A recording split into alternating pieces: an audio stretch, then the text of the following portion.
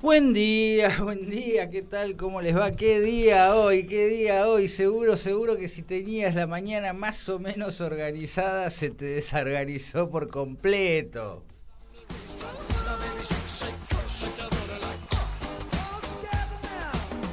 Paro de bondis.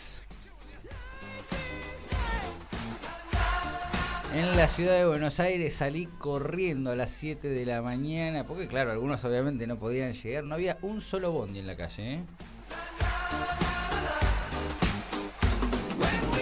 Mi nombre es Juan Martín Ramos Padilla. Esto es Recontra Caput en Radio Caput. Transmitimos desde el estudio Chicha Mariani. Tenemos en la operación técnica a la señora Laureana Grumelli. Y en la producción a Cecilia Rato, que hoy nos ha traído a un invitado. Ustedes vieron que estamos conversando todos los días con distintos candidatos, candidates. Hoy lo trajo nada menos que a Jorge Altamira. Está acá tomando un mate cocido en Radio Caput, en la cocina Eve de Bonafini de Radio Caput. Así que en minutitos, ya en 2 minutitos va a estar conversando con nosotros. Me acompaña también la señora Lucía Nogara. ¿Cómo le va? Buen día. Buen día. Hoy es viernes. Por eso está tan feliz. Claro que sí. Hoy es viernes y faltan 37 días ya para las primarias abiertas, simultáneas y obligatorias. Estamos ahí. Sí, no son nada 30 días. No son nada, si 20 años no son nada según el tango, imagínate 37 días, pasan así. Nada, un minuto. Sí. Bueno, ¿cómo viene para el 9 de julio? Muy bien, sí. Quiero mechar política también con un poco de comer un locro, unas empanadas. ¿Va a comer locro el domingo? Y voy a intentar porque no comí el 25 de mayo, así que tengo pendiente un locro patrio. No comí el 25 de mayo el locro, bien. Bueno, te propongo que ya nos metamos de lleno en esto que tiene que ver con las conversaciones largas, distendidas que tenemos con distintos candidatos, así que vamos a poner un cepa mientras se acerca con su mate cocido Jorge Altamira y ya en unos segundos estamos conversando con él. Dale. Recontra Caput.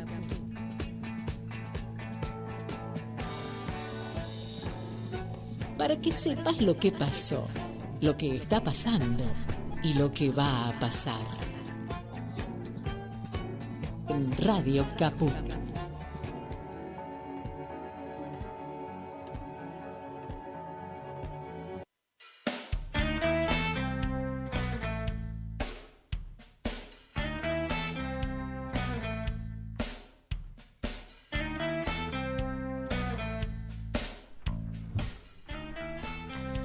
Muy bien, y ya se está sentando entonces a mi izquierda justamente Jorge Altamira. Seguro que el chiste se lo hacen permanentemente.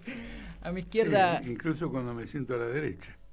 También, ¿no? Más todavía. Claro, es verdad. Bueno, Jorge Altamira, les cuento, bueno, ya lo conocen, ¿no? O sea, si vivís en la Argentina y no lo conocés a Jorge Altamira, es porque vivís en un tupper, en un frasco de mayonesa o algo así. Él es uno de los fundadores del Partido Obrero, pero en este momento específico es precandidato a diputado por la ciudad de Buenos Aires, por política obrera, ¿sí? Frente electoral que lleva como candidato a presidente a Marcelo Ramal. Así que se ha acercado Jorge Altamira a conversar con nosotros. Está acá tomando un mate cocido. ¿Por qué mate cocido? ¿Es lo único que te ofrecieron o sos del mate cocido en relación al mate con bombilla o al café o al té? No, nunca tomo mate cocido, pero dejé de tomar café. Ajá. No sé por qué, pero dejé. Entonces cuando me ofrecen algo... si no elijo un té con hierbas, elijo el mate cocido. Ok. Bueno, te presentás como candidato a diputado, ¿con qué expectativas? Bueno, en primer lugar, las expectativas para un partido como el nuestro, en materia electoral, es desarrollar una conciencia política de lo que está ocurriendo en el seno de los trabajadores. Quizás con particular énfasis en aquel sector que está luchando más abiertamente, para que a su vez haga de correa de transmisión de estas ideas políticas. Después los votos y la posibilidad de obtener una banca dependerán del mayor o menor suceso de esa orientación. Es una lucha política porque en una elección confrontan intereses sociales no solo diversos, sino antagónicos, unos con mayor recursos que otros, y bueno, nosotros somos de los que tenemos menos recursos. Uh-huh. Económicos, ¿no es cierto? Claro, está claro eso. Ahora, yo creo que la última vez que te entrevisté cara a cara y no telefónicamente fue, posiblemente vos no te acuerdes, yo sí me acuerdo, fue hace 20 años aproximadamente en Radio Palermo, también en aquel momento eras candidato, y lo que a veces uno ve y quería preguntarte es que pasan los años y le cuesta mucho a la izquierda en la Argentina superar, llegar a los 2 dígitos en materia electoral. ¿Por qué crees que pasa eso? Bueno, en primer lugar es una observación controvertida. Ajá. Controvertida en el siguiente sentido. La izquierda en los procesos políticos en general tiene su base y tiene bajas. Uh-huh. Y no se los puede abstraer de eso. Su base y baja que tiene que ver con grandes crisis, golpe de Estado, uh-huh. Tiene que ver con ascenso de luchas, tiene que ver con reflujos, tiene que ver con confusión, tiene que ver también con experiencias internacionales negativas y positivas, ¿no es cierto? Todo retroceso del movimiento obrero, de alguna conquista en el mundo, repercute negativamente en la influencia de la izquierda. Al revés, toda política de conquista, de avance, de progreso, digamos, es la onda de la izquierda. Ustedes no se olviden que en el año 2013, en provincias como Mendoza y como Salta en particular, nosotros le ganamos al peronismo. Uh-huh.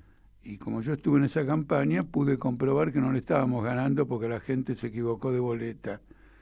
La gente venía del peronismo, claramente, y decía, no, bueno, esto se terminó, vamos con ustedes. Ahora, no voy a seguir desenvolviendo la experiencia de Salta, porque ya me paso, ¿no es cierto? Después hubo toda una serie de crisis, y por ejemplo tenés la crisis en el mismo Partido Obrero, donde prohibiendo un debate político que está autorizado por los estatutos y formación de tendencias, etcétera, expulsaron a 1.200 militantes. Uh-huh. Y esos 1.200 militantes construimos un nuevo partido político.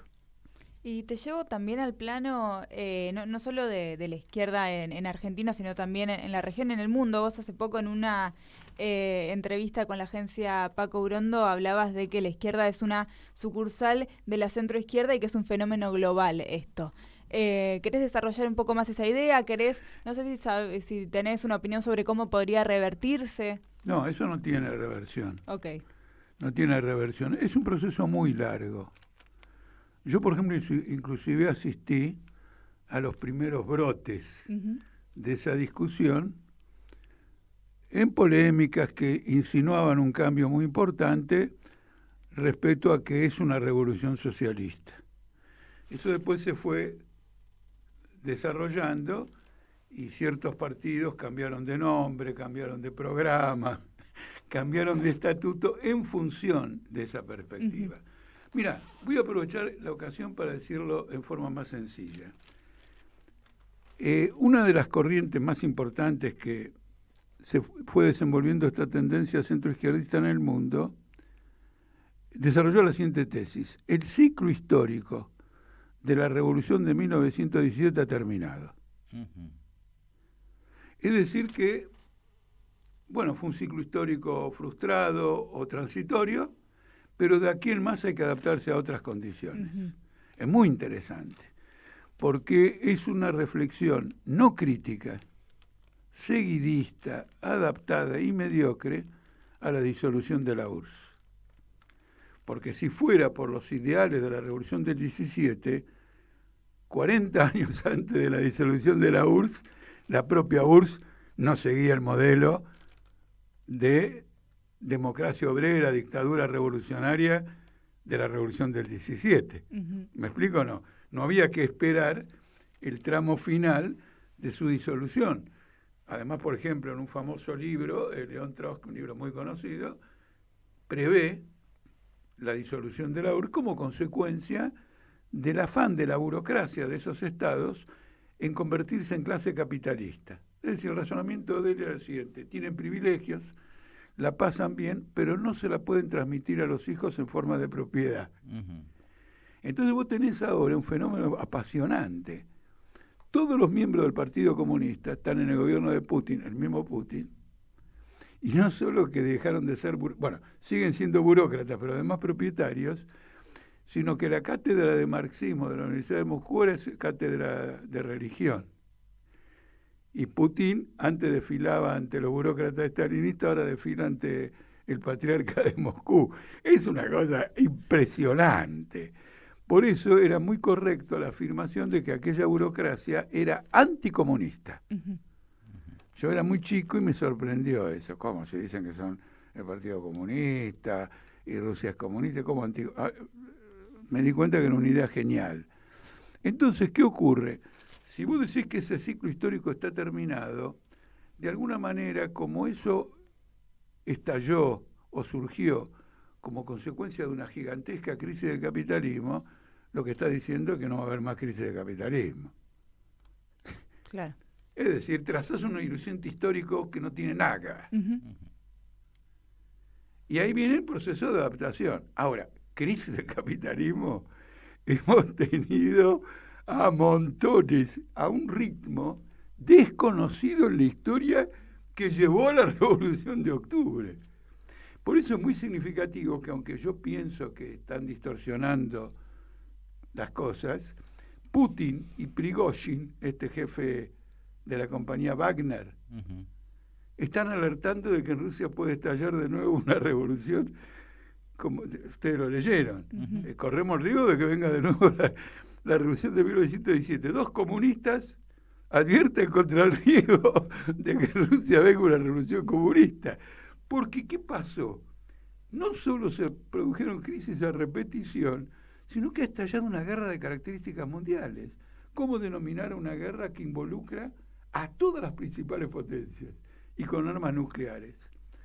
Entonces, como vos ves, toda una serie de acontecimientos históricos importantísimos, disolución de la URSS, pasaje de China, etcétera, han llevado a la izquierda a otro horizonte político. Entonces nosotros pertenecemos a aquellos que dicen, ese ciclo no solo se ha terminado, sino que se ha agudizado, lo cual no quiere decir que se repita mecánicamente la Revolución de Octubre. ¿Me explico? Los trabajadores se han desarrollado socialmente con distintas características, el mundo está mucho más unido que en el pasado, América Latina juega un rol protagónico que en 1917, bueno, ya que hablamos de esa fecha, ¿no?, todavía no tenía, aunque era una parte importante del mercado mundial de alimentos, y su papel en la guerra era importante porque las tropas que estaban en la guerra comían lo que nosotros producíamos. Bueno, nada, en la historia las cosas no se repiten mecánicamente, pero al contrario, creemos que esto es mucho más agudo. Y si tomamos la Argentina está en derrumbe completo. Argentina está en un derrumbe absolutamente completo, con solo señalar de que tiene una deuda pública general de 550.000 millones de dólares, nunca visto, y un nivel de pobreza que es de locos. Jorge, ¿cuál crees vos que es el camino para solucionar el problema de esta deuda externa que estás mencionando? Digo, porque distintos frentes electorales, está absolutamente diagnosticado como uno de los principales, o tal vez el mayor principal que tenemos en la Argentina, el tema de la deuda externa. Lo que sí hay, distintas recetas o distintos planteos acerca de cómo resolverlo el tema. Bueno, en Argentina recetas sobre cómo resolverlo no hay ninguna. Massa piensa pagar, Larreta piensa pagar, Milei piensa pagar, y ¿quién más? Y Patricia Bullrich piensa pagar. No, yo no le escucho a nadie nada. Ahora, en el exterior, sí, están muy preocupados en el Tesoro norteamericano y en el FMI. porque el nivel de deuda de los países llamados emergentes ha alcanzado un nivel que promete una serie sucesiva de bancarrotas. Y además porque, como consecuencia del desarrollo del capital especulativo, hay un endeudamiento límite de alrededor del 20% de las empresas norteamericanas, conocidas como empresas zombies. Es decir, no tienen ingresos como para pagar los intereses de la deuda. Entonces se prevé una bancarrota. Como Estados Unidos está aumentando la tasa de interés, esa bancarrota es una certeza y se manifestó a principios de año, ¿se acuerdan? Con bancos regionales, sí, digamos que fueron quebrando. Entonces, hay toda una serie de discusiones sobre condonar parte de la deuda. Y una cosa que nadie advirtió, por lo menos nadie quiere decir, evidentemente, ¿no? Puede haber alguien que lo haya advertido, es que el Fondo Monetario Internacional ha hecho lo que denuncian que hace el Banco Central Argentino, emitir moneda.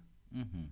Han creado una moneda que no existe, que no es de ningún país, que se llama DEC. Uh-huh. Y la crearon de la nada. Vamos a tener DEC, tantos DEC. ¿Cuánto vale un DEC? Bueno, un promedio de la cotización de las divisas. Eso es lo que vale, pero atrás no hay nada. Entonces pasó algo curioso, y es que Argentina ya no está pagando la deuda. Nadie se da cuenta, porque está pagando la deuda con un dinero que el FMI le da, del FMI, para pagarle al FMI. Uh-huh.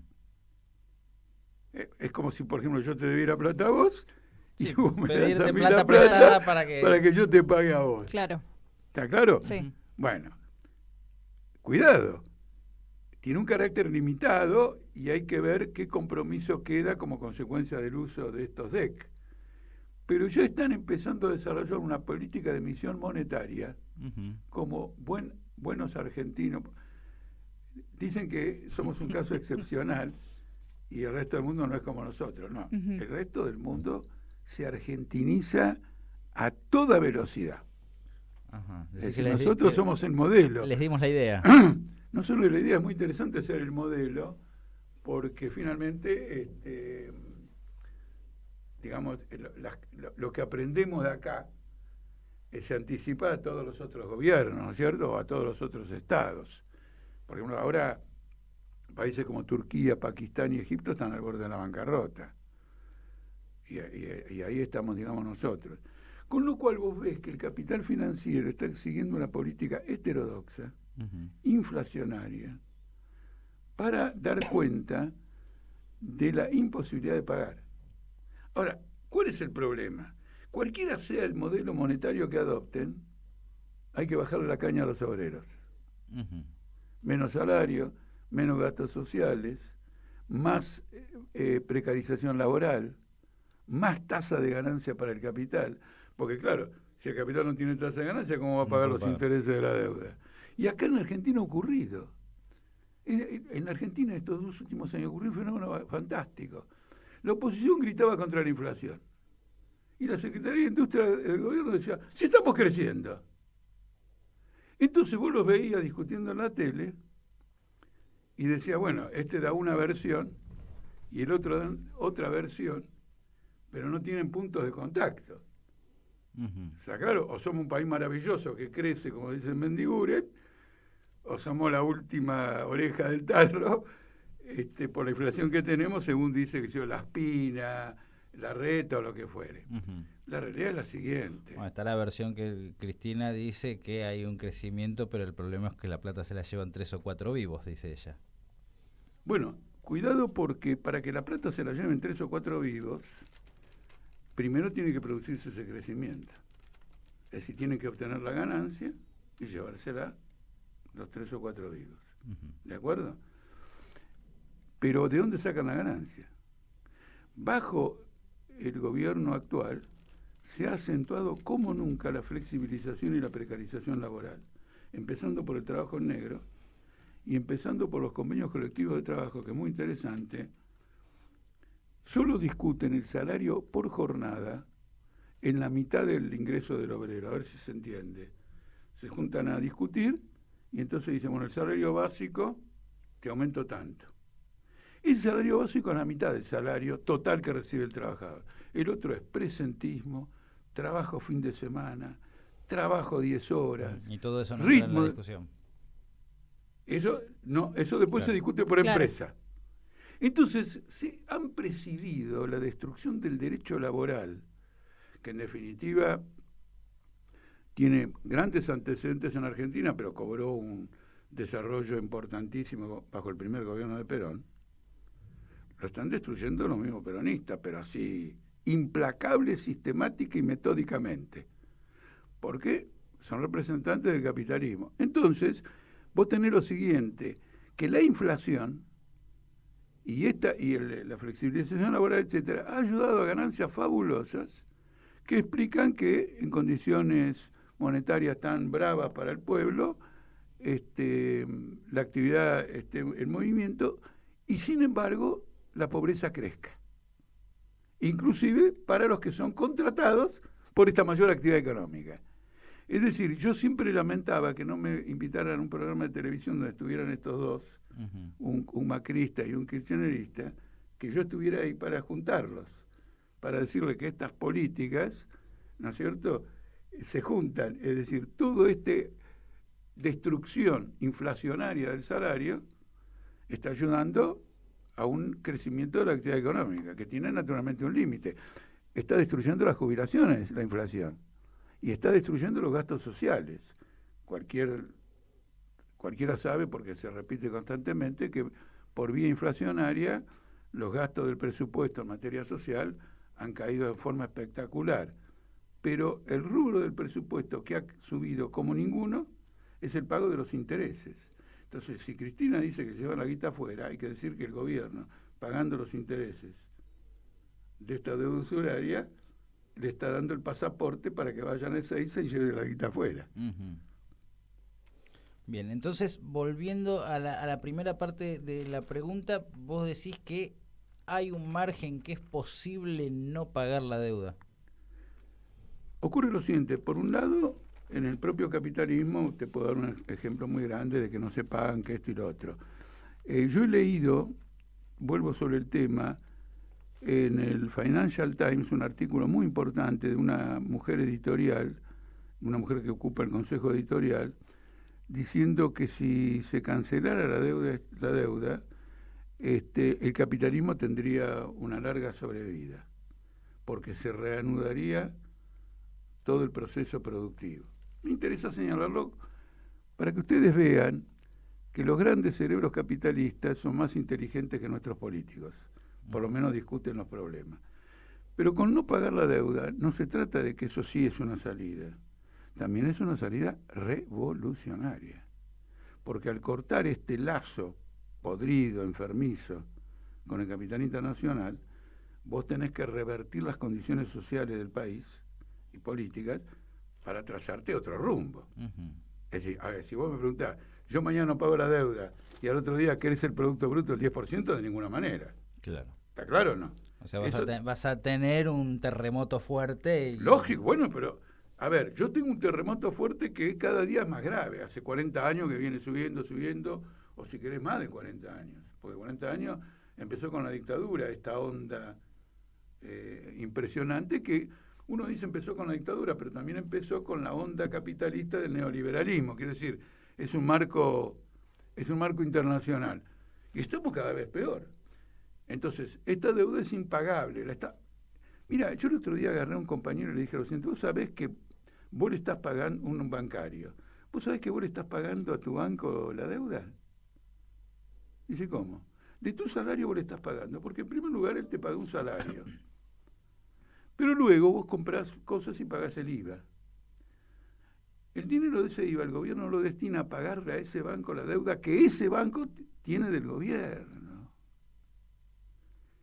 Por lo tanto, el obrero, el bancario, está cobrando la mitad del salario. Él cree que le están pagando 400.000 pesos, digamos, y en realidad le están pagando 200.000. Su patrón lo quería graficar. Este mismo tipo que te paga 400.000, después te saca 200.000 solo por la deuda. ¿Eso es una situación tolerable para la clase obrera? Intolerable. Absolutamente intolerable. Y Jorge, una de las cosas que plantean en política obrera es que el partido es el único que tiene un programa contra la guerra. ¿Qué sería este programa, ¿no? Estas políticas? No, tenés razón, pero quiero aclarar, todo el mundo tiene algún programa contra la guerra. Contra la guerra no, a favor de la guerra, distintos programas. Pero ninguno se lo quiere llevar al electorado. Uh-huh. Ese es si no, yo la palabra único raramente la uso. ¿No es cierto? Porque uno no es único en nada. ¿No es cierto? Vivimos en una sociedad y nos alimentamos socialmente de las ideas de todo el mundo. Acá la palabra único tiene que ver con este tema.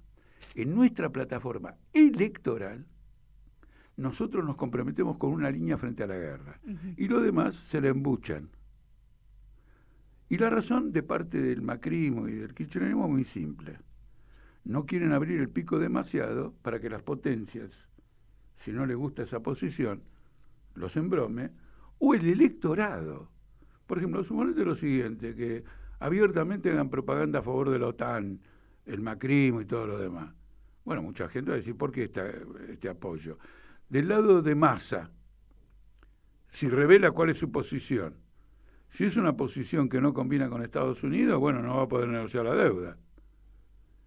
Si es la de Estados Unidos, el electorado. Entonces, no vivemos a la girada. Uh-huh. No le digamos. Ahora, después de las elecciones, vamos a tener una posición clara sobre la guerra. Y nuestra posición es que esta guerra, salvando enormes distancias, tiene cierta similitud con la Primera Guerra Mundial, en sentido que es una guerra imperialista. Cuando digo guerra imperialista, quiero para que el que nos está escuchando entienda, la guerra de Malvinas fue una guerra imperialista de Gran Bretaña, pero de Argentina fue una guerra nacional. ¿Me explico? Uh-huh. Eso es así. En cambio acá no. Acá los intereses nacionales de Ucrania son los intereses de la OTAN. De lo contrario, está claro, la OTAN, Ucrania es un pequeño país, digo, no geográficamente, pero en su capacidad. Esta es una guerra contra Rusia, y la OTAN la ha llevado adelante sistemáticamente. Al mismo tiempo, Rusia ya no es la Unión Soviética, la patria del socialismo, supuestamente, ni nada de eso, sino que es un régimen de oligarquías capitalistas. Por lo tanto, es una guerra de intereses capitalista. Entonces nosotros llamamos a movilizarnos contra la guerra y contra ambos bandos, uh-huh, y mostrar que la guerra es la eclosión inevitable de las contradicciones capitalistas. Los capitalistas resuelven sus contradicciones mercantiles, económicas, de influencia, etcétera, por medio de la destrucción de los seres humanos. Les importa un bledo. Por eso nosotros hemos grabado un spot contra la guerra que al final termina diciendo: no a la guerra, primero la humanidad. Jorge, al principio de la conversación hablabas de los procesos electorales como momentos en los cuales buscas generar conciencia social en los trabajadores, ¿no? Me gustaría que nos cuentes cómo ves hoy a los trabajadores en relación a esa conciencia social en la Argentina y sobre todo a los sectores más jóvenes, ¿no? ¿Cómo ves a la juventud de hoy, a los pibes, las pibas de 20 años en relación a esa conciencia social de la que hablas? Mira, yo no quiero tener ni una actitud apologética ni nada, porque es muy frecuente, sí, los jóvenes luchan, esto y lo otro. Te quiero explicar cómo razonamos. El hilo histórico combativo de la clase obrera argentina se ha roto. Uh-huh. Si no se ha roto, como pensamos que no se ha roto, y te lo prueba el paro del transporte, las movilizaciones de los docentes, el paro del puerto de Rosario, en pandemia los cortes de ruta de los trabajadores de la salud de Neuquén, etcétera, etcétera.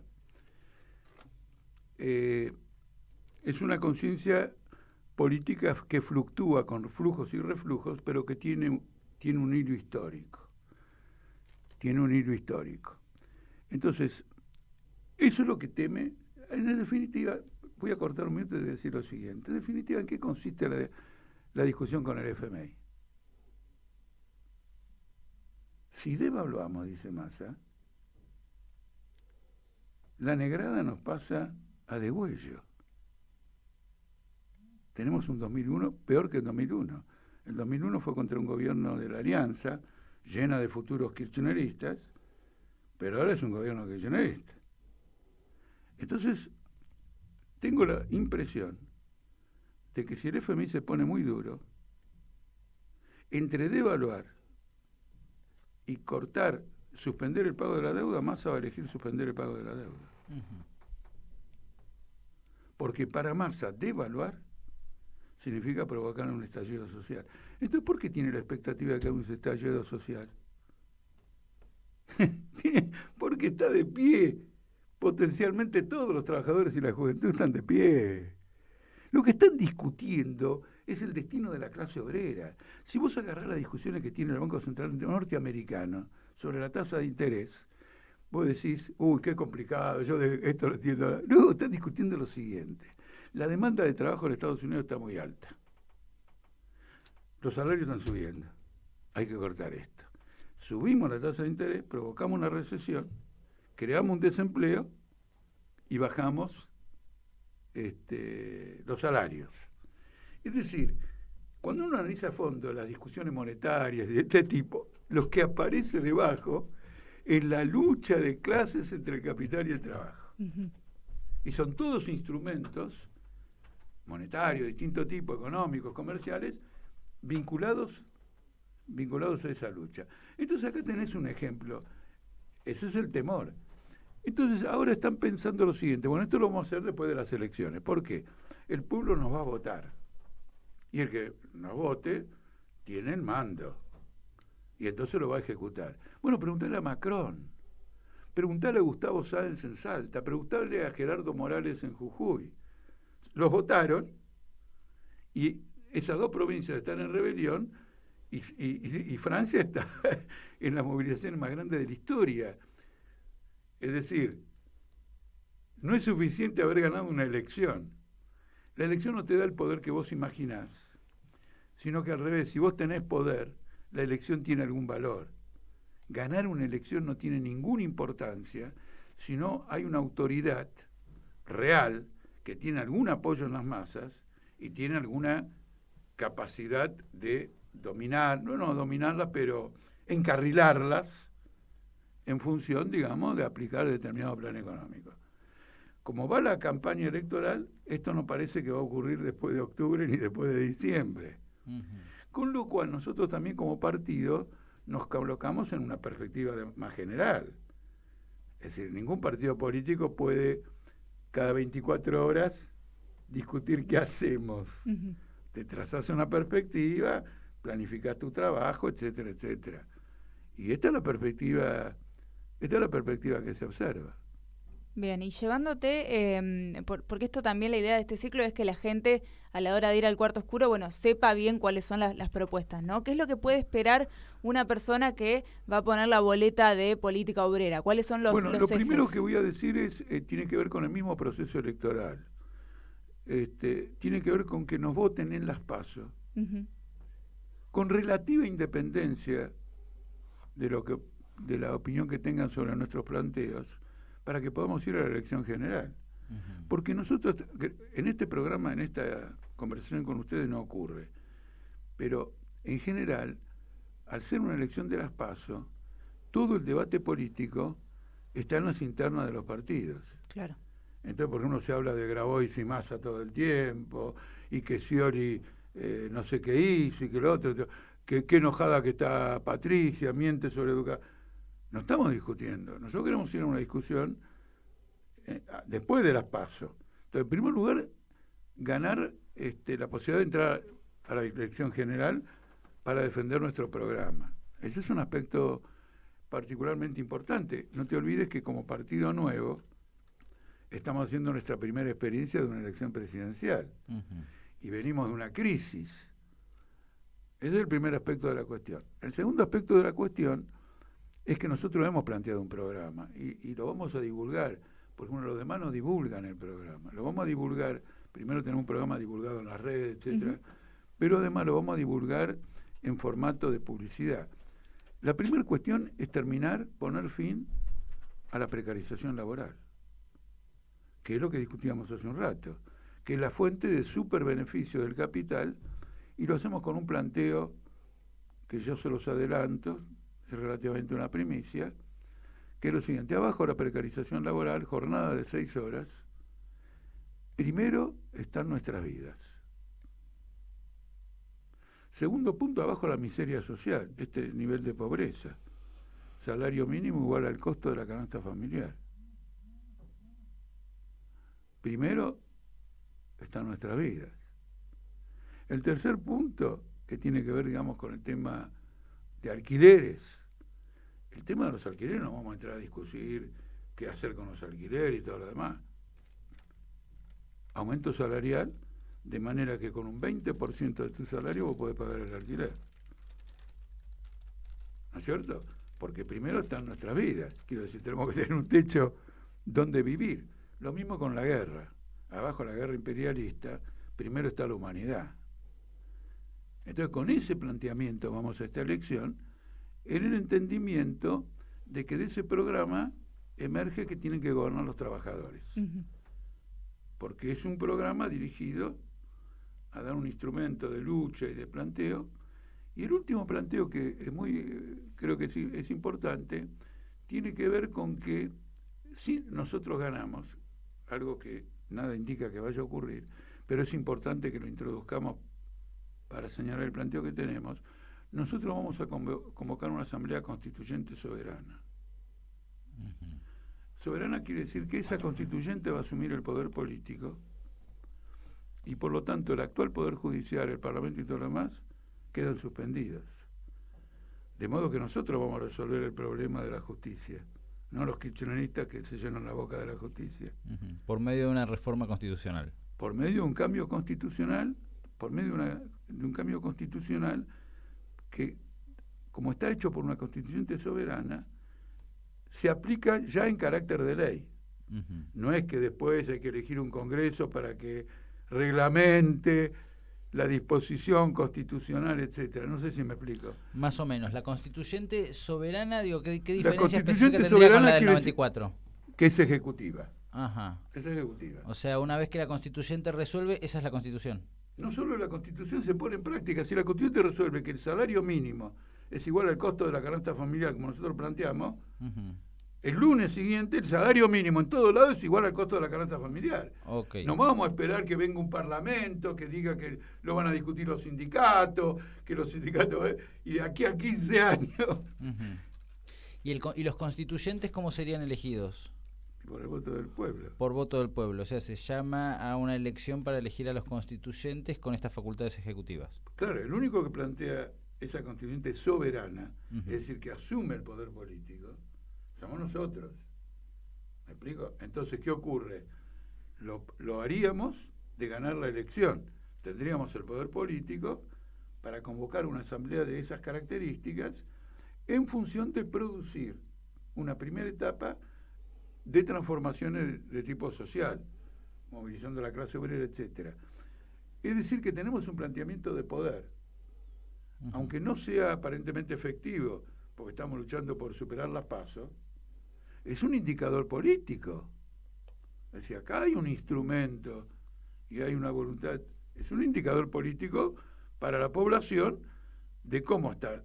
Podemos marchar a un gobierno de trabajadores, porque en definitiva nosotros opinamos que lo que tienen que gobernar son los que producen la riqueza y que bajo el capitalismo son privados de ella. Ok. Bueno, interesante este planteo, ¿no? ¿Y qué cambios serían prioritarios en esa Constitución? No es necesario saberlo ahora porque eso lo discutirá el constituyente. Sí, no son los cambios de nuestro programa. Los mismos cambios del programa que plantea. Flexibilización laboral, etcétera, la deuda pública, bla, bla, bla, bla, bla, bla, es decir, todo eso. Al contrario, nosotros tenemos una unidad muy grande entre nuestro programa y las transformaciones que tienen que hacerse. Como tú, por ejemplo, quiero tomar un caso que es muy interesante, porque hay gente, ¿con quién discutí esto? ¿Quién fue el que me lo planteó? Bueno, algo que tiene que ver con las pymes. Uh-huh. Bajo un gobierno nuestro, las pymes van a trabajar en función de un plan económico determinado por los trabajadores.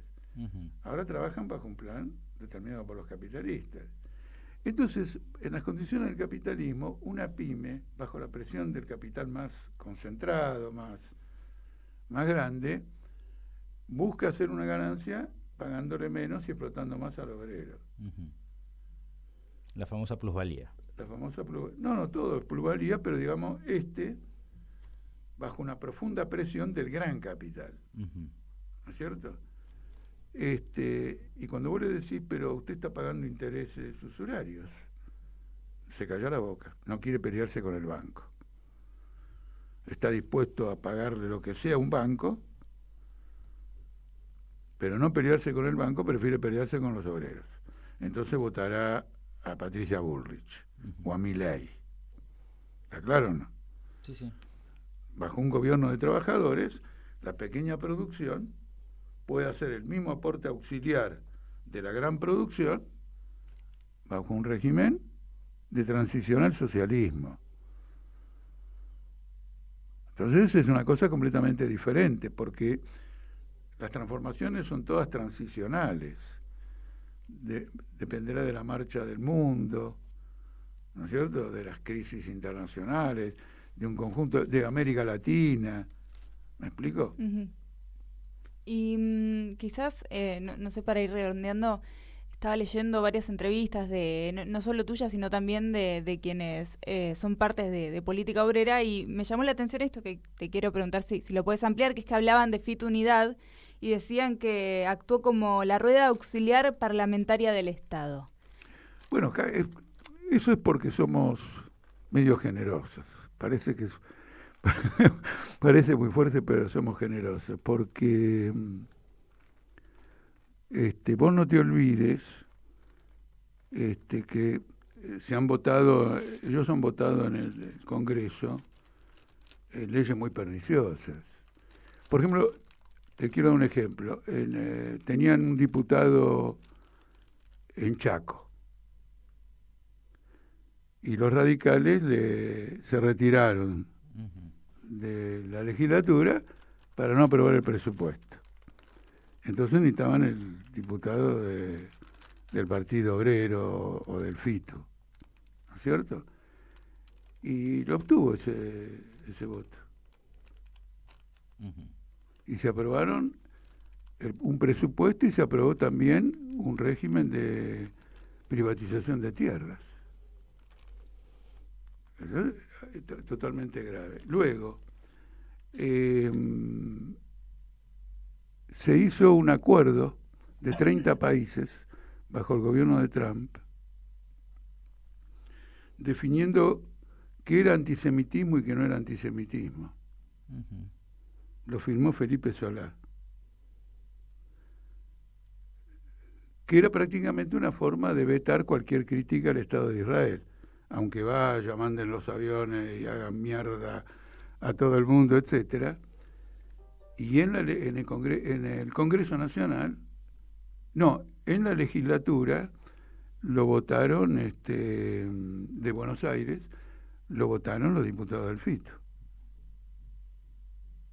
Después se autocriticaron, se tomaron un tiempo enorme para autocriticarse, pero muy significativo.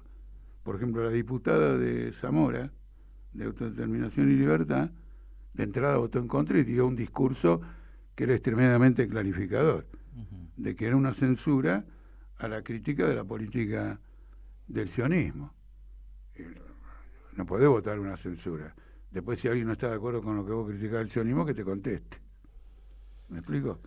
Entonces, esta es la situación. Es decir, no tiene más una condición transformadora. Uh-huh. Está adaptada por completo al sistema político.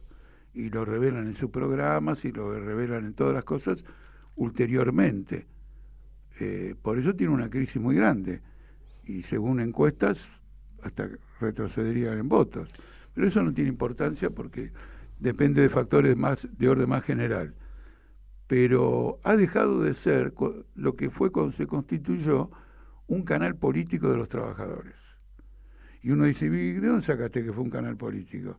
Bueno, se constituyó en 2011 y en 2013 ganamos las elecciones en Mendoza y en... ¿Cómo se llama? No, en Mendoza no, pero sacamos el 14% de los votos en Mendoza y el 30% en la capital de Salta. Era un movimiento ascendente, que pertenece a una lucha extremadamente importante.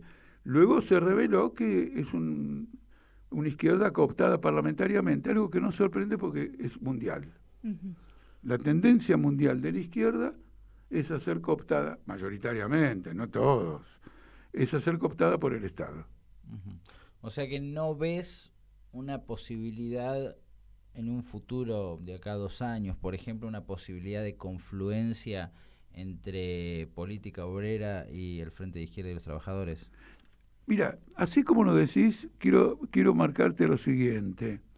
Uno tiene que ser lo suficientemente amplio como para otorgar posibilidades de todo tipo de cambio. Uh-huh. ¿Está claro?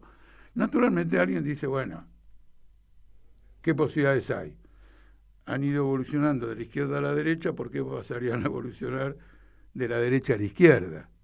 Eso difícilmente ocurra. ¿Me explico? Uh-huh. Tengo algunos casos muy puntuales en la historia del movimiento obrero de gente que después de haber evolucionado de la izquierda a la derecha, sorprendentemente evolucionó de la derecha hacia la izquierda, pero en condiciones excepcionales. Por ejemplo, en la Revolución Española, en los periodos previos a la Revolución Española, cuando las masas te comían vivo. Tiene que ver con la condición social.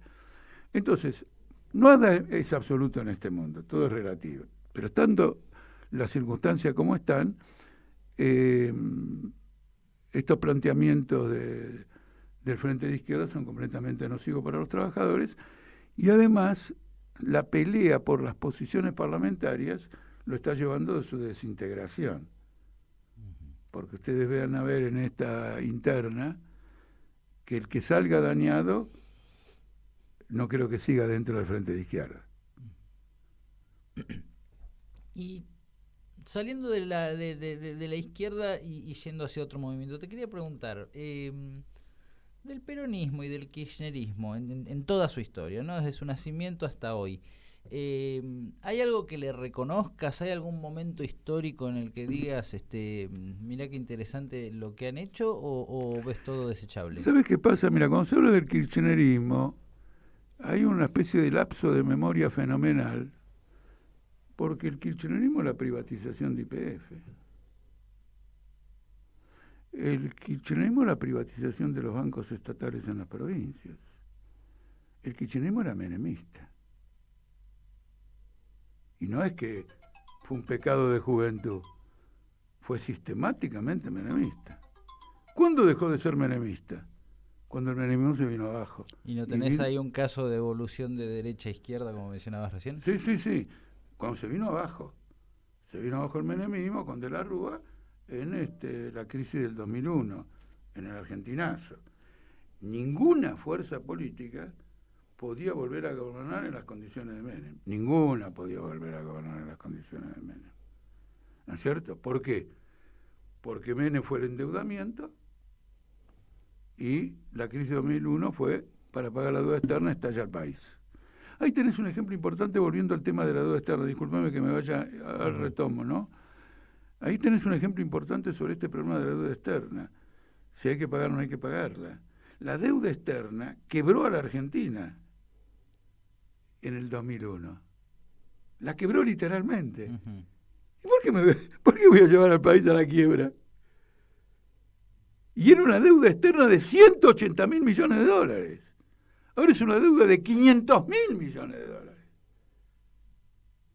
Que quiebren los acreedores. Yo represento a la Argentina, no represento a los acreedores. Y en la Argentina represento a los trabajadores, no a los acreedores argentinos de los trabajadores. Uh-huh. Este es un punto esencial, porque pareciera que fuera una discusión de modelo. Este tiene este modelo, yo tengo otro modelo. ¿Cuál elegís? Bueno, a mí me gusta el rojo, a mí me gusta el violeta. No es así. El otro modelo te lleva a la bancarrota. En este momento hay 15 países en bancarrota con el FMI tirándole de la manga, y el FMI, como ocurre con Massa, le da un respirador por 40 días, después por 20, lo tiene agarrado, ¿me entendés? Lo tiene agarrado por el pescuezo. Pero, digo, volviendo, ¿no? Digo, ¿hay alguna medida, qué sé yo, la asignación universal por hijo, o alguna medida o algún momento determinado Bueno, la asignación, digo, pero que digas, che, qué bueno lo que hizo este no, gobierno? La asignación puede estar muy buena, depende del monto. Depende del monto. Está ¿cómo se llama? De la canasta de indigencia. ¿Qué asignación por hijo? Canasta de indigencia. La gente que recibe el subsidio del Estado tiene que laburar toda. Toda. Y es el sector bien significativo de la clase obrera que lucha desesperadamente y consistentemente por mantener sus hogares a pesar de no tener empleo, con trabajos alternativos, changas, distintas cuestiones. En eso hay que comprenderlo, es muy importante. Por lo tanto, tenemos una clase obrera viva, a la que no la aplastan con los niveles de pobreza que hay, no la aplastan. Eso es muy importante. No, el kirchnerismo, ¿qué hizo el kirchnerismo? Fue negociar la deuda externa con un plus, ¿cómo era que se llamaba el plus? Que si aumentaba el Producto Bruto, se aumentaba el PBI, aumentaban los pagos a los acreedores. Además, el kirchnerismo hizo algo muy interesante, que la llamaron desendeudamiento. Le pagaron a todos los acreedores extranjeros y le enchufaron los títulos del Estado al ANSES.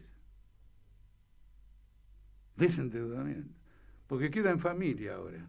Como ANSES es nuestra, queda en familia. Le pagaste toda la deuda. Fue un pagador serial. Menem fue un endeudador serial y el kirchnerismo fue un pagador serial. Y si no estamos como estamos, está claro cómo estamos. Y ahora tienen 4 años más de gobierno.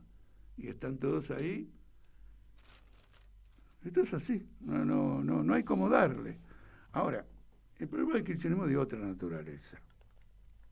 Hay mucha gente muy valiosa en la base del kirchnerismo que, y yo lo entiendo porque, digamos, tengo esa misma conducta, no quiere que vuelva a la derecha.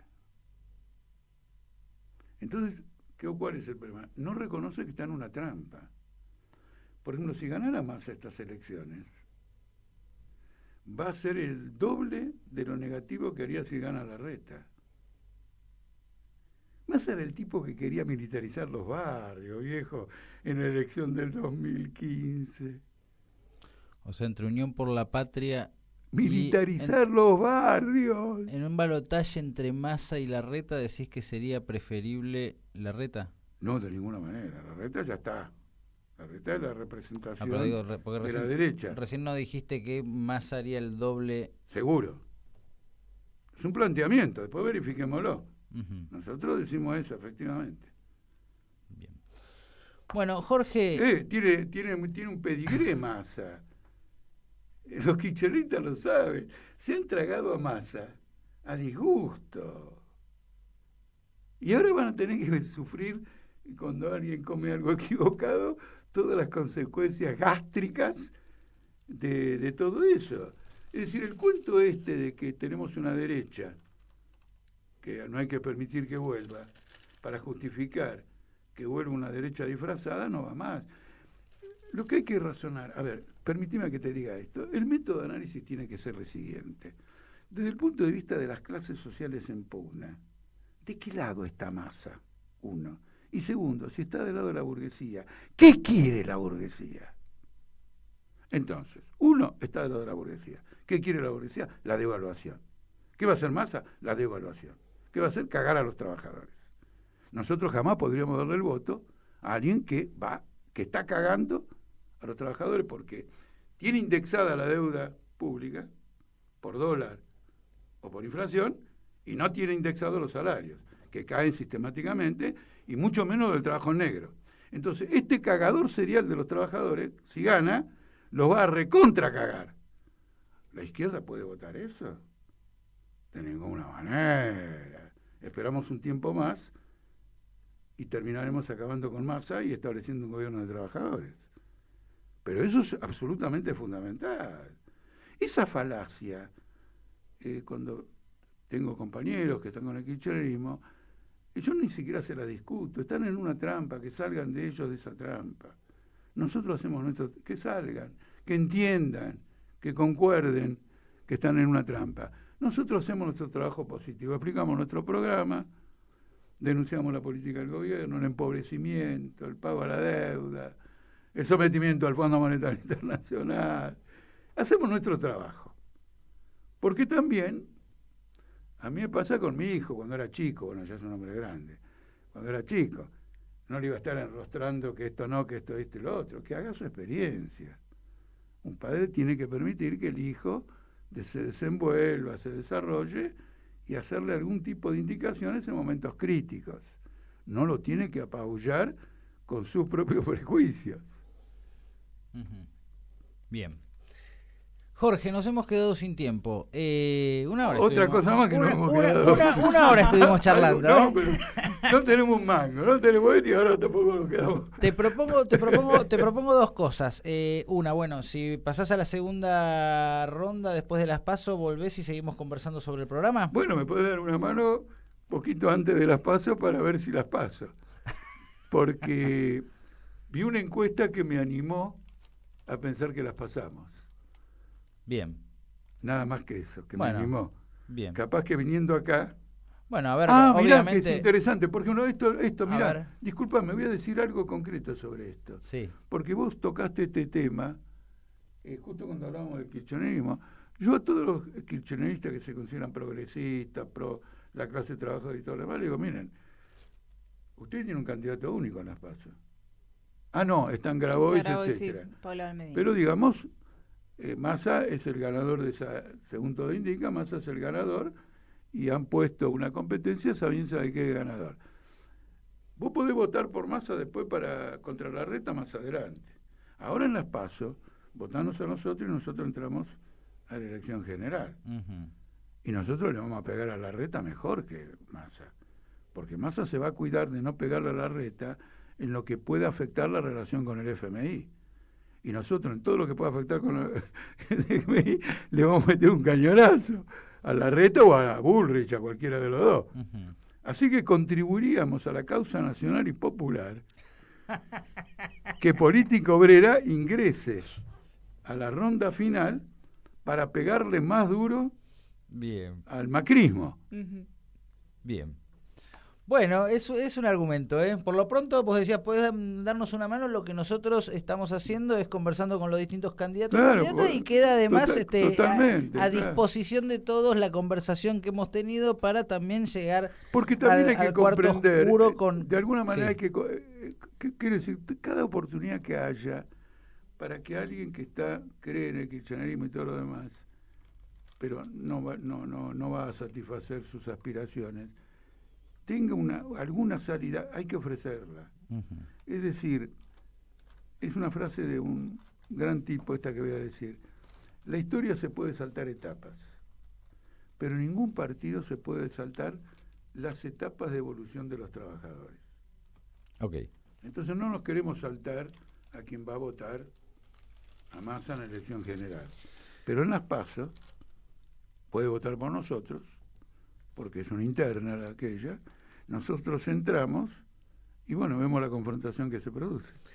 Jorge Altamira, precandidato a diputado nacional por Política Obrera, precandidato a diputado nacional por la ciudad de Buenos Aires. Te propongo lo siguiente para que te despidas con esto. ¿Elegís vos la canción que van a escuchar ahora quienes están con su radio? Una canción que te guste. Sí, hay muchas que me gustan, pero a ver cuál puede ser. No se me ocurre ninguna, a ver. O un artista quizás, viste que a veces uno bueno, algo de Violeta Parra. Vamos con una de Violeta Parra. Bueno, gracias por haber compartido este rato, gracias por esta conversación. Gracias a usted. Muy bien. Fue una buena mesa. Vos estuviste allá en Pacurondo. No estuve. No estuve, vos pero sabés que la después me estuve quedé- leyendo la entrevista, me gustó. No, me quedé, mientras te miraba, me pareció que te recordaba de ahí. Bueno, disculpame.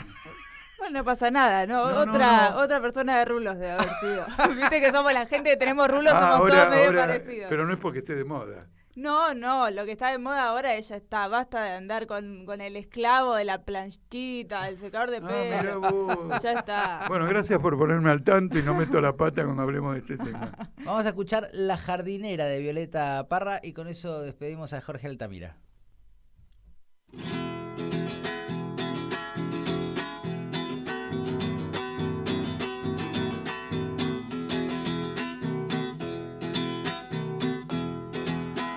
Para olvidarme de ti voy a cultivar la tierra, en ella espero encontrar remedio para mi pena. Aquí plantaré el rosal de las espinas más gruesas, tenderé lista la corona para cuando en mí te muera. Para mi tristeza violeta azul, clavelina roja pa' mi pasión, y para saber si me corresponde desojo un blanco manzanillón. Si me quiere mucho, poquito, nada, tranquilo queda mi corazón.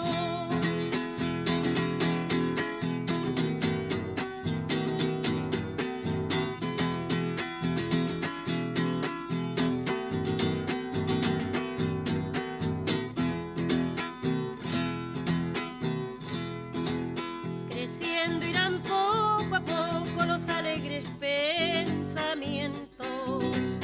Cuando ya estén florecidos, irá lejos tu recuerdo. De la flor de la amapola seré su mejor amiga. La pondré bajo la almohada para dormirme tranquila. Para mi tristeza violeta azul, clavelina roja pa' mi pasión, y para saber si me corresponde desojo un blanco manzanillón. Si me quiere mucho, poquito, nada, tranquilo queda mi corazón.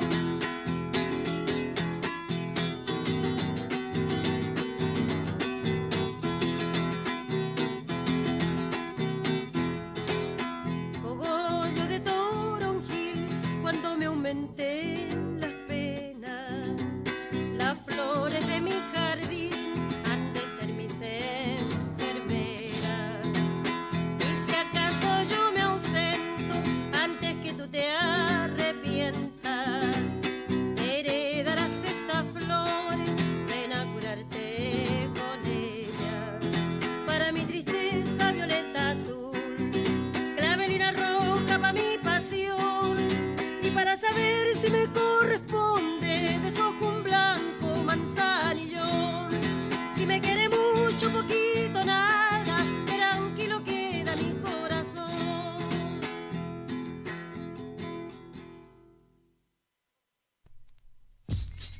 En Caput pasan cosas. Ellos no son felices, no disfrutan, no tienen sexo, es ambiguo el tipo, no sabe lo que es. Él no le gusta el alcohol. Qué cosa ridícula, Dios mío. Ellos no pueden disfrutar de nada, viste, porque hay gente que no es feliz. ¿Cómo te puedo hacer entender? Ellos no pueden disfrutar de nada, no disfrutan. Porque tiene una carga en su vida y en su cabeza que nadie se la va a sacar. No tiene sexo. Y yo lo único que deseo es que la hija se le haga revolucionaria. Porque es el peor castigo para Macri, ¿viste? La hija se le haga revolucionaria. Ellos no son felices. Radio Caput. No tiene sexo. Esas cosas. No disfrutan. Telam Digital. Información en tiempo real. En telam.com.ar. Toda la información que necesitas.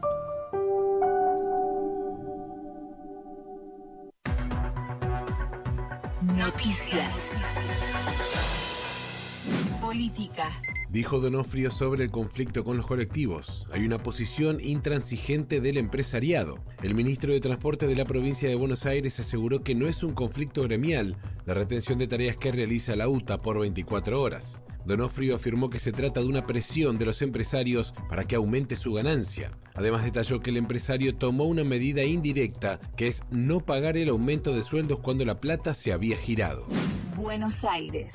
Tenemos que defender la salud pública, lo dijo el ministro de Salud bonaerense Nicolás Creplaca al presentar la finalización de las obras en el Hospital Provincial Petrona B de Cordero. Con una inversión de 100 millones de pesos, la provincia remodeló y amplió consultorios externos, guardia, habitaciones de cuidados intermedios, casco histórico y fachada. De esta manera se concretan las obras del gobierno de Axel Kicillof en hospitales públicos que mejoran la calidad en la atención y el ámbito de trabajo. Turismo. Llega a Bariloche el primer vuelo directo desde la ciudad de Mar del Plata. El avión de Aerolíneas Argentinas proveniente de la localidad de la costa atlántica bonaerense llegará mañana al mediodía al aeropuerto de la ciudad de Río Negrina. La ruta aérea contará con 2 frecuencias por semana desde el 8 de julio al 30 de agosto y según comunicaron desde la Municipalidad de Bariloche, a raíz de la fuerte demanda, este primer vuelo llega completo a la ciudad. Con una duración de 2 horas de vuelo, esta nueva conexión es de gran importancia teniendo en cuenta que Mar del Plata y el Partido de la Costa tienen aproximadamente 1 millón de habitantes. Más información en telam.com.ar. Seguí conectados, seguí Radio Caput, seguí conectados, seguí Radio Caput, seguí conectados, Caput. Radio Caput. Percanta que me amuraste lo mejor de mi vida. Basta, deja de cantar. Me fui a escuchar Radio Caput, no te amuré nada. Radio Caput. Los millonarios gritan fuera y los que están acá quieren entrar. Contra Caput. Lunes a viernes a partir de las 11 en Caput.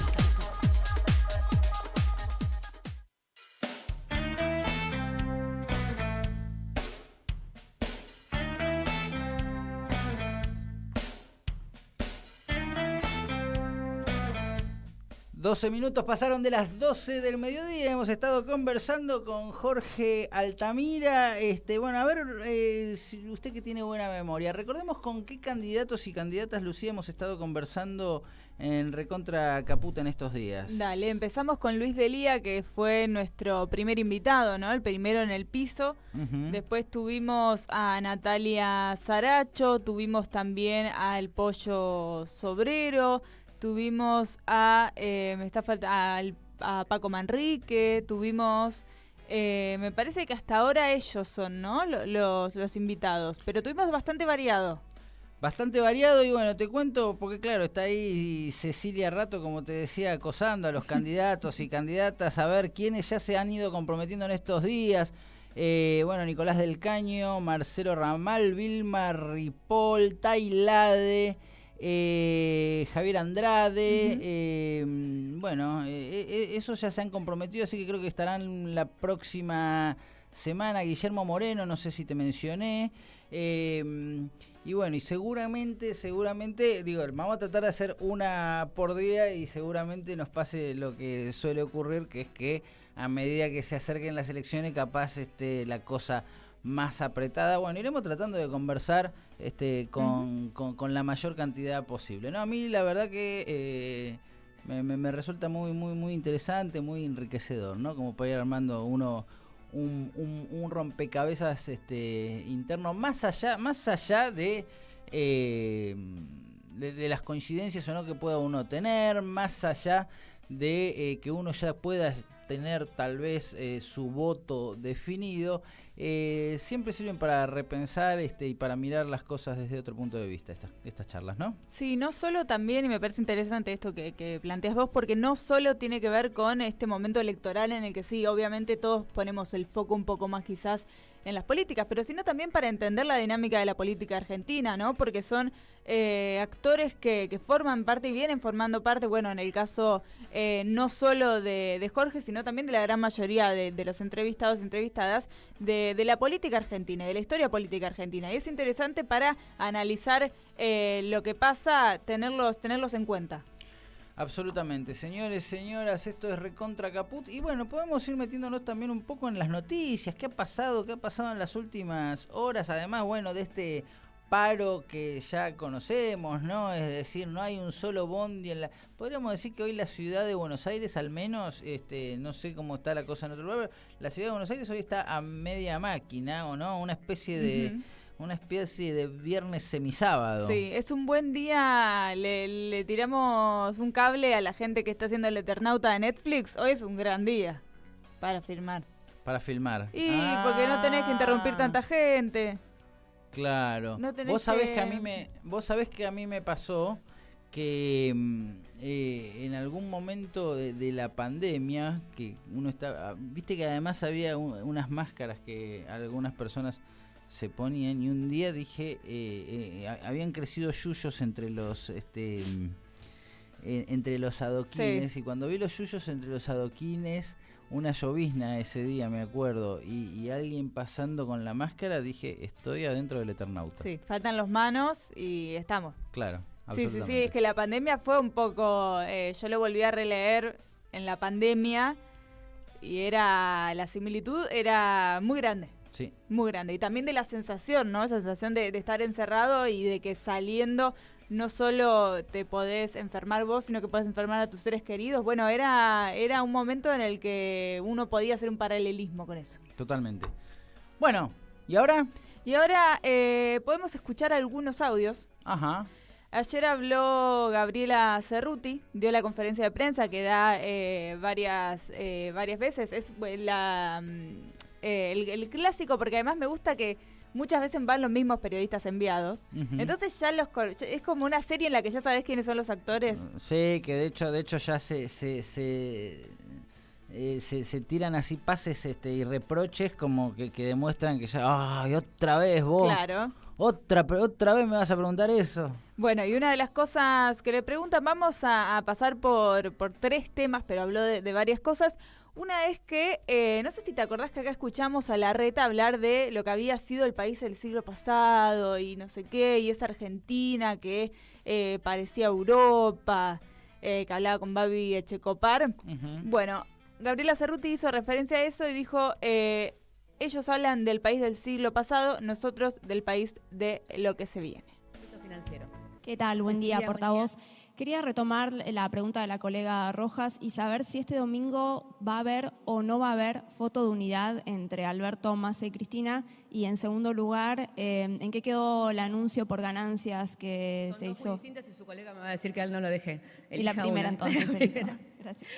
La verdad es que nosotros no pensamos la política en forma de fotos. Yo entiendo que ustedes sean periodistas y que piensen la política en fotos, digamos. Nosotros pensamos que el domingo es un día histórico para la Argentina, que además es el 9 de julio en los 40 años de democracia, por lo tanto, estar haciendo algo que significa la independencia económica de la Argentina, la soberanía energética, ese mismo 9 de julio nos parece un hecho de una trascendencia enorme. Ayer estábamos todos viendo ese video que circulaba muy emotivo de los trabajadores, porque digo, los trabajadores que están ahí pusieron el último tornillo de esos caños. Ustedes ojalá puedan estar allí el domingo, digamos, pero la verdad es que haber recorrido esa obra desde el primer día y ver los caños atravesando, ¿no?, la Patagonia y la Pampa desde Vaca Muerta hasta Saldiqueló, y saber que cada uno de esos enormes caños que se ponían significaba que por ahí iba a ir el gas, que significa más energía para los argentinos y las argentinas, que eso va a significar que puedan bajar el precio del gas que pagamos en nuestros hogares, pero que además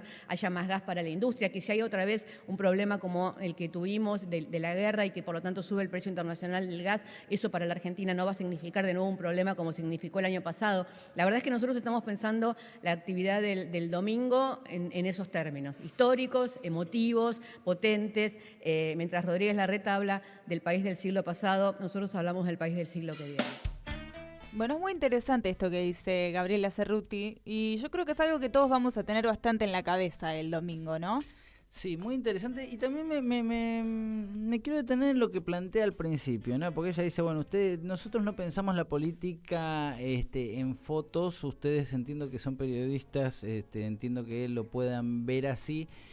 Bueno, ella también es periodista y por supuesto entiende mucho de semiótica, ¿no? Porque ahí coincido en algo que dice que está tristemente, desde mi punto de vista, naturalizado, que es esto de que se ha invertido el rol del significado y el significante en relación a las fotos en la política, ¿no? Es decir, ya se le pregunta a alguien con naturalidad, porque obviamente hay muchos sectores políticos que sin duda lo piensan así, bueno, van a buscar la foto, cuando en realidad lo ideal es que no, se lleve adelante un hecho político concreto y como consecuencia está la foto que uno permite, que de algún modo permite que se pueda contar esa historia, ¿no? Pero la foto en definitiva es una consecuencia de lo anterior.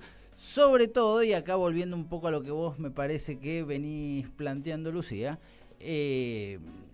cuando lo que tenés en el fondo de los hechos concretos es algo tan importante, ¿no? Digo, es un hecho que es histórico, esto del gasoducto, por varios aspectos, ¿no? Pero si se quiere el más fácil de plasmar, tiene que ver con que va a generar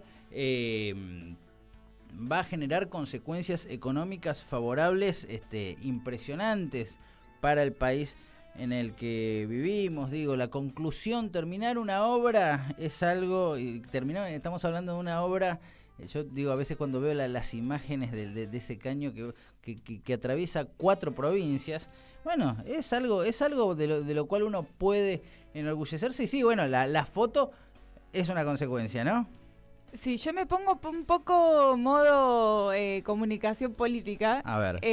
Y también a veces es importante, sobre todo en, me parece, contextos en los que estamos, en el que los frentes más grandes quizás están bastante fragmentados, ¿no? Por dentro. Por eso también se vuelve tanto a la idea de unidad. Y por eso en ese caso muchas veces sí, es reunionismo por una foto, porque vos necesitas mostrar que el lado va a ser este y que la línea por la que vas a intentar tirar es esta, ¿no? No, absolutamente, pero vuelvo a lo mismo, si es importante desde el punto de vista de la comunicación, el punto que la foto sea genuina y que no sea, como venimos viendo, juntarse para una foto, cuando en definitiva esa foto termina siendo una cáscara vacía. Digo, si hay algo que no ocurre acá, es que hay una cáscara vacía. Claro, en este caso puntual del gasoducto. Exactamente. Sí, porque después muchas veces hay atrás de la foto, a partir de esta naturalización de, bueno, mirá la foto, te terminan vendiendo gato por liebre, ¿no? Y digo, se sacan la foto sonriendo 2 personas que en realidad no se pueden ni ver, y de repente ahí también hasta incluso digo, y llegás al punto, vamos a los puntos más grotescos de que se había hablado mucho en su momento. ¿Te acordás de Mauricio Macri con sacándose la foto con un colectivo de utilería y ese tipo, o que ploteaban un helicóptero para tomar la foto? Nada, para pensarlo, para analizarlo, digo.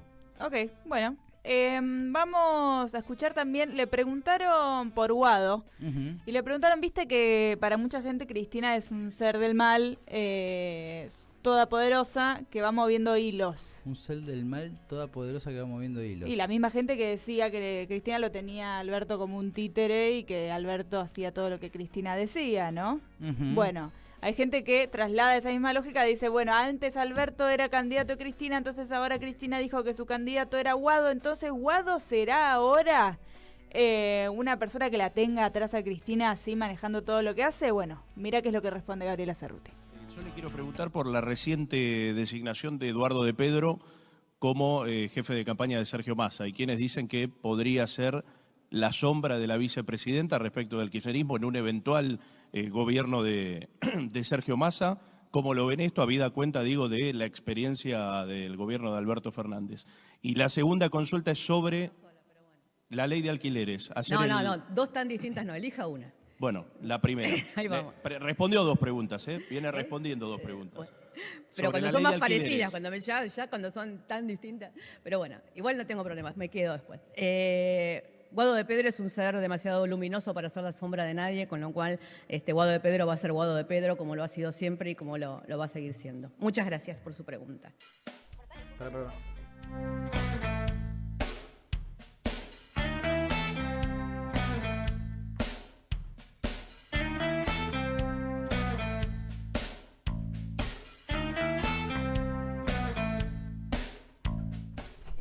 Bueno, ahí la escuchábamos a Gabriela Cerruti, que es interesante esto que plantea porque, no hay gente que no puede creer que los políticos que estén de acuerdo con las ideas del kirchnerismo no puedan funcionar por sus propios medios, pensar por sus propios medios, tener convicciones.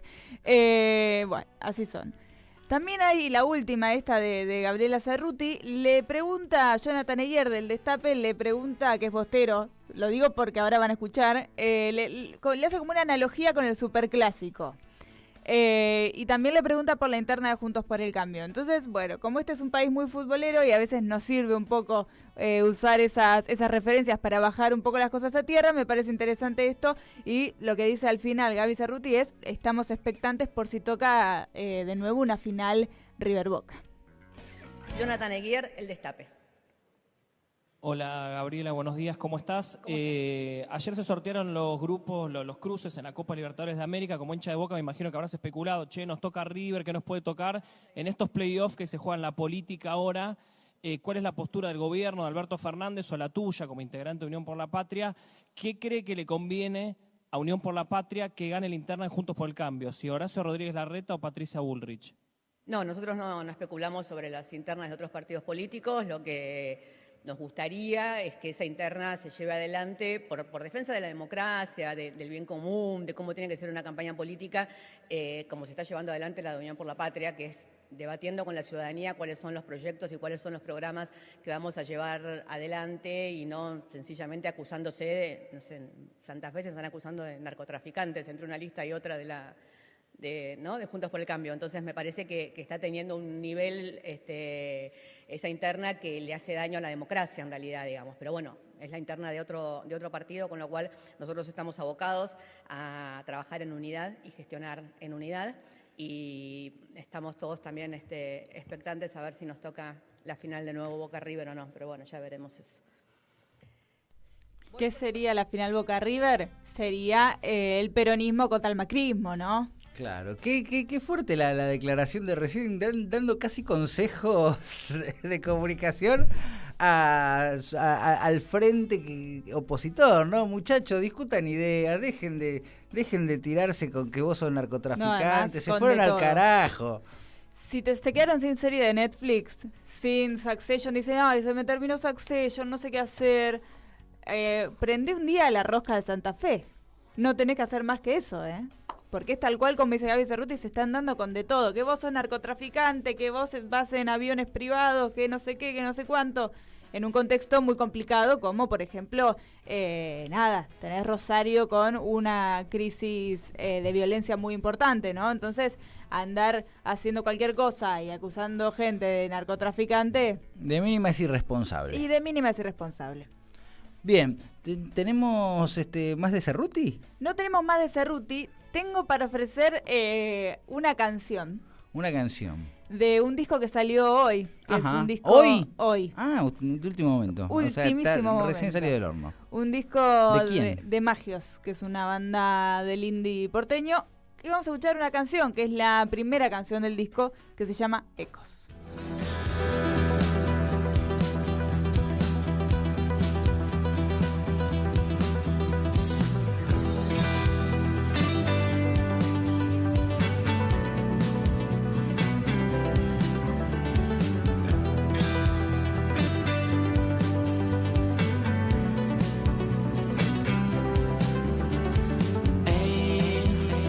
Ya llegó el momento,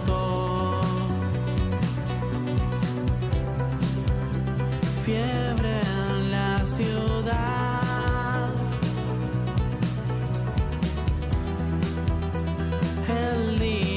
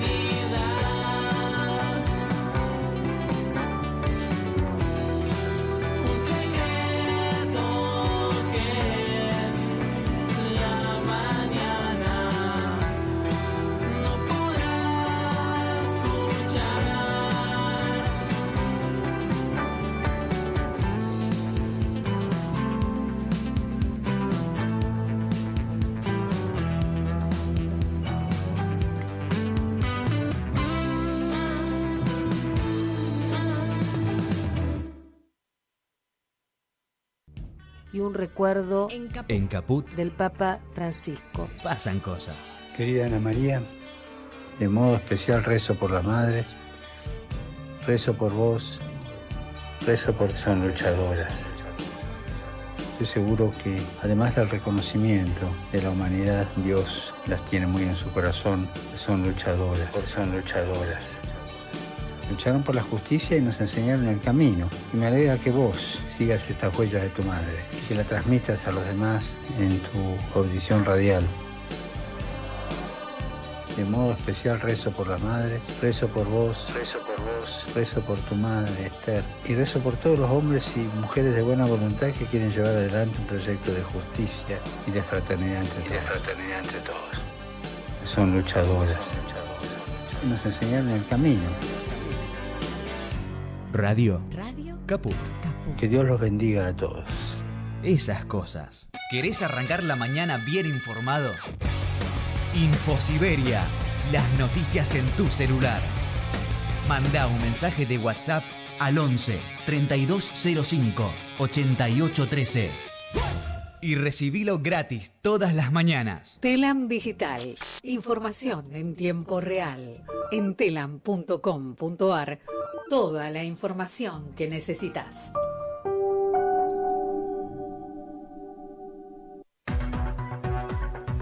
Noticias. Política.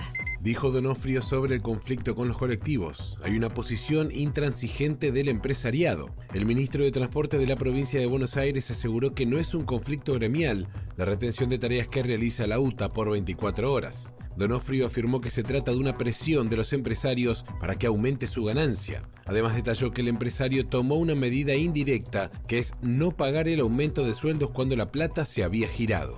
Buenos Aires.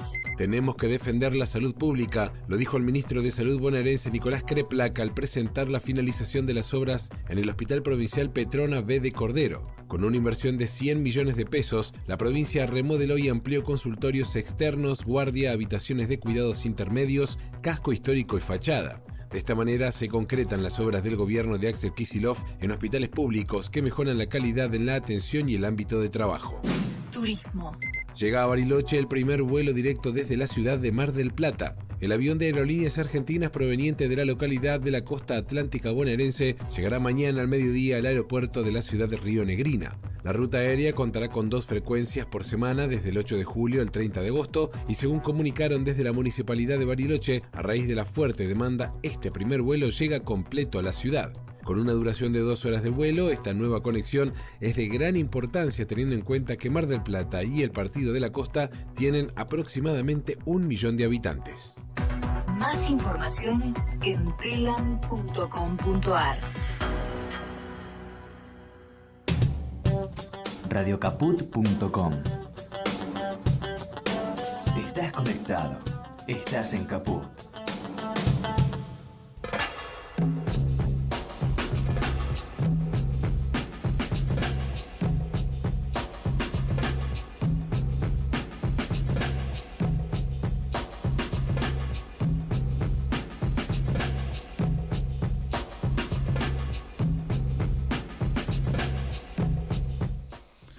Muy bien, 12 horas 37 minutos. Y sí, Clarín lo volvió a hacer. Ellos tienen como una especie de plantilla, ¿no? Porque claro, el título del paro de colectivos es Caos para viajar. ¿Viste cómo es eso? Entonces, cada vez que hay una movilización, un piquete, un paro de transporte, ¿no? Yo creo que un editor le dice al redactor, busca la plantilla del caos de tránsito y escribí arriba de eso, edita arriba de eso. Bueno, ya va llegando al final del programa, qué rápido que ha pasado. Escuchemos, a ver, algunas declaraciones más. Me interesa una declaración que acá nos han seleccionado de Viviana Canosa, sí, diciendo algo contra Javier Milei. A ver. Quiere decir que si vos no tenés plata, no tenés un mango, no podés ser candidato, por lo tanto la gente honrada, con mérito y demás, no puede formar parte del Congreso con este partido. La verdad que nada, a mí me da horror todo lo que estoy escuchando. Me da mucha pena, además, te digo la verdad, me da pena que los argentinos nos comamos este garrón. Mucha gente no esperaba nada de Milei. y está en todo su derecho. Y como te decía ayer, había mucha gente desesperanzada con la clase política o con la casta política, como dice él, pero la verdad que qué diferencia hay entre la casta y los delincuentes que pueden pagar $250.000 o $50.000 o lo que sea para tener fuero. La verdad que nada, la casta, la anticasta, los ñoquis de la cámpora, no lo barrieron nada. La verdad que es todo un conventillo, Alfredo. Mira, es tan terrible, vos estás hablando. Mira la voz, Viviana Canosa. Vamos con otro, vamos ahora con uno de Susana, ¿sí? Susana que no necesita apellido, viste que hay personas, ¿no? Hay una Susana, hay una Cristina, hay un Charlie, hay personas que no necesitan, con el Charlie acá es más dudoso.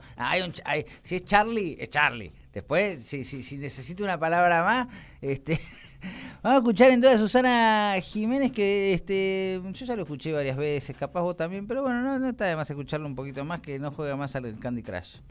Nos contaste algo en México que era muy gracioso, que lo expongo, y tiene que ver con el gobierno y con los impuestos y con sacarte cosas, que dejaste de jugar al Candy Crush por algo. Porque si contalo juego, porque es hermoso. No, pero si juego en otro lugar que no sea acá, si juego en Uruguay, que te cobran en dólares, acá te suben el 70%. Sí. Y eso me dio bronca, ¿entendés? No Pero dejé de vos, jugar. ¿qué eras lo que ahora comprabas? porque se puede jugar gratis, pero antes yo compraba vidas, moneditas, compraba vidas. porque perdías. No, $8, sean $9, pero que te pongan el 70% para todavía... Para jugar al Candy. No, pero al Candy escúchame, o cualquier cosa. Pero... ¿Vos dejaste de jugar al Candy Crush para no pagar? Podés jugar gratis si querés. Dejó de comprar vidas. No comprar vidas. Y yo compraba todo el tiempo vidas, ¿entendés? ¿Pero en qué contexto Susana compra vidas del Candy Crush? Logueando la tarjeta. Cuando pierde y no le la quedan tarjeta más ya vidas. está puesta en la cosa. Qué peligro que está en el celu. Y era para no pagar impuestos nomás. No lo pagaba, compraba monedita por el hecho de que no quería. Te metían la mano demasiado. Pero por supuesto, me pareció una ofensa. Es una venganza muy light. Bueno, pero si todos hiciéramos eso, no pasarían. Si todos dijeran, no, esto no lo pagamos y esto no puede ser. No pago más monedita del Candy Crush. Que me chupen los huevos el gobierno. Yo no pago más monedita del Candy Crush. Ay, qué peligro el Candy Crush. No, pero no era... Porque también podés jugar sin pagar. Claro, pero después tenés que esperar todos como los días 20 minutos. Tenés que esperar como 20 minutos para volver y yo a soy empezar. ansiosa, Yo no también, puedo. horrible. Entonces me compraba y cuando le empezaron a poner el 70 más, me dije no. Después te recomiendo uno que juega que es muy parecido y no te cobra. No, yo juego a todo. Por eso me duermo tan tarde. Muy fuerte, muy fuerte, muy fuerte. Si todo, igual me gusta Susana arengando a las tropas, arengando a las masas, ¿no? Si todos hiciéramos esto, entonces no pasaría, ¿sí? Llamando a la rebelión contra el Candy Crush. Me destruye que es muy white people's problems los de Susana. Es como, ay, tengo ansiedad, necesito comprar vidas en el Candy Crush. Bueno, pero si todos hiciéramos lo mismo, entonces esto no ocurriría más. Bueno, vamos con un poquitito, igual está para mí, está cabeza a cabeza con con Cafiero, que está con problemas para comprar la yerba.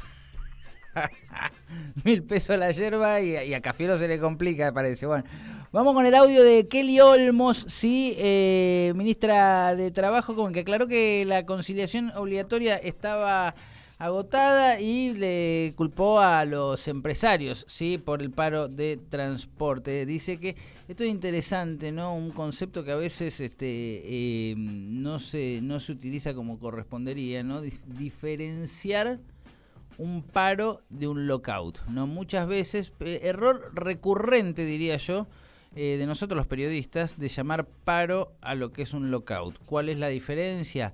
El paro lo hacen los trabajadores y el lockout lo hace la patronal, ¿sí? Vamos a escuchar.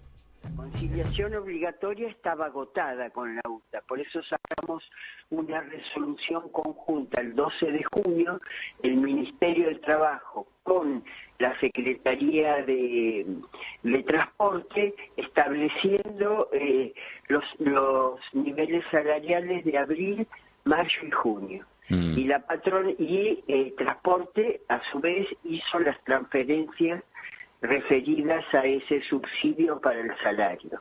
La patronal se niega a liquidarlo diciendo que quiere un mayor reconocimiento de otros costos. Es prácticamente una extorsión. absolutamente de carácter, es un lockout patronal. Muy bien, vamos entonces ahora, si les parece, a escuchar un poquito más de música. ¿Qué vamos a escuchar? Vamos a escuchar el tema que elegí yo de Charly García de Todos los Días, claro. Bueno, esta canción, Lucas hoy no ha podido llegar justamente por lo que para Kelly Olmos es un lockout patronal, pero para Clarín es un caos de tránsito. Pero bueno, a partir de la situación de ausencia, vamos a llamar, de transporte público, no ha podido llegar Lucas para compartir este momento con nosotros. Seguramente nos esté escuchando desde su casa, Lucas, así que te la dedicamos a vos. La canción se llama Encuentro con el Diablo, es una canción de Serú Girán del año 1980 que tiene una historia muy interesante, ¿no? Porque ocurrió en el año, no me recuerdo si 79 o 78, que Arguindegui, el ministro del Interior de Jorge Rafael Videla, le hace llegar una invitación a Charly García y Charly García se tenía que reunir con él. Bueno, obviamente dice, pero no llego a ir a verlo a este hombre, me voy a meter en problemas, ¿no? Recordemos un contexto en el cual, además de las desapariciones políticas, también había persecuciones contra los artistas, ¿no? Listas negras, canciones censuradas, artistas que se tenían que ir del país, ¿no? Digo, Mercedes Sosa, María Elena Walsh y una cantidad importante, sobre todo en el campo de la música, de personas que o tenían que congelar su carrera artística o que se tenían que ir del país. Bueno, en ese contexto Charly García finalmente accede a reunirse con Arguindegui y por supuesto que no le gustaba nada la situación, y después entonces justamente termina componiendo esta canción que retrata este encuentro, que la letra, si la pensás imaginándote esa reunión, es interesante, ¿no? Porque lo más complicado, además de estar reunido con él, dice, encima me está preguntando qué pienso yo de nuestra situación, dice, ¿no? ¿Por qué tengo que darle esta respuesta? Porque si le llego a contestar lo que piensa, ¿no? Lo dice de manera metafórica, ¿no? Dice, si las papas están calientes, ¿por qué tengo que ser yo el del primer mordiscón? Dice la canción. Entonces, Encuentro con el Diablo de Serú Girán.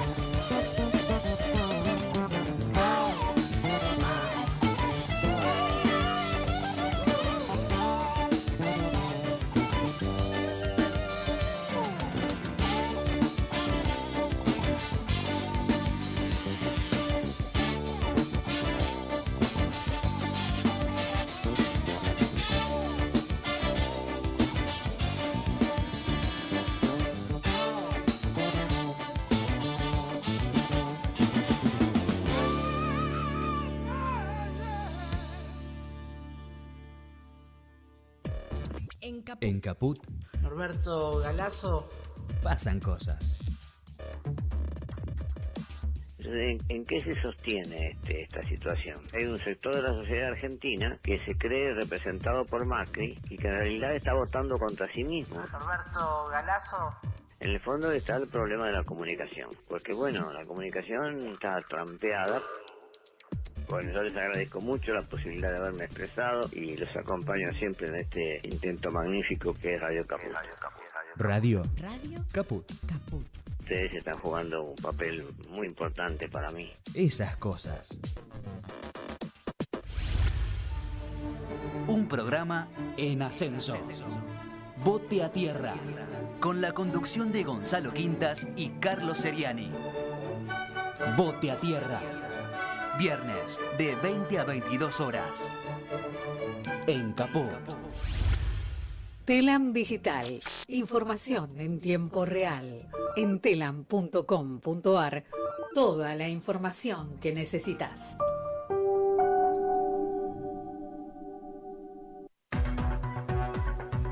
Noticias.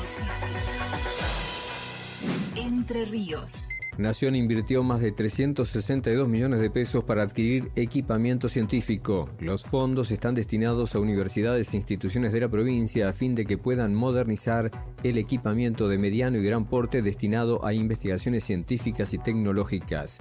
Microscopios, termocicladores, analizadores, equipos de análisis y otros sistemas serán adquiridos por la Universidad Tecnológica Nacional, la Universidad Nacional de Entre Ríos, el Instituto Nacional de Tecnología Agropecuaria, el Instituto Nacional de Tecnología Industrial y el CONICET en Entre Ríos.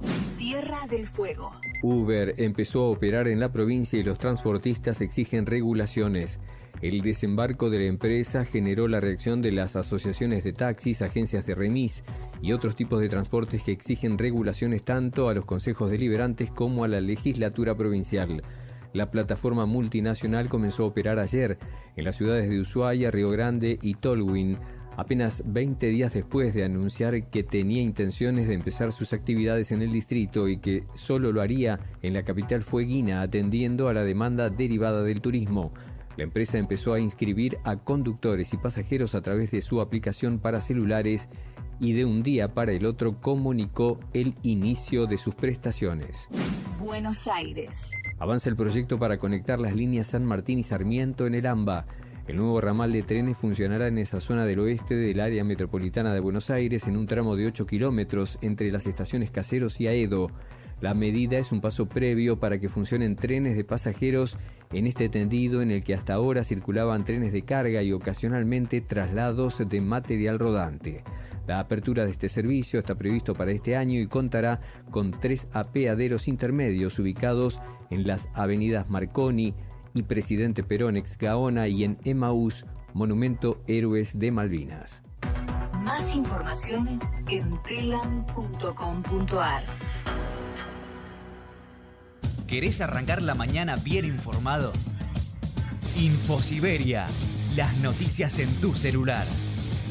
Mandá un mensaje de WhatsApp al 11 3205 8813 y recibilo gratis todas las mañanas. Mandanos un WhatsApp. Mandanos Sarasa y Noticias. 11 65 16 44 46.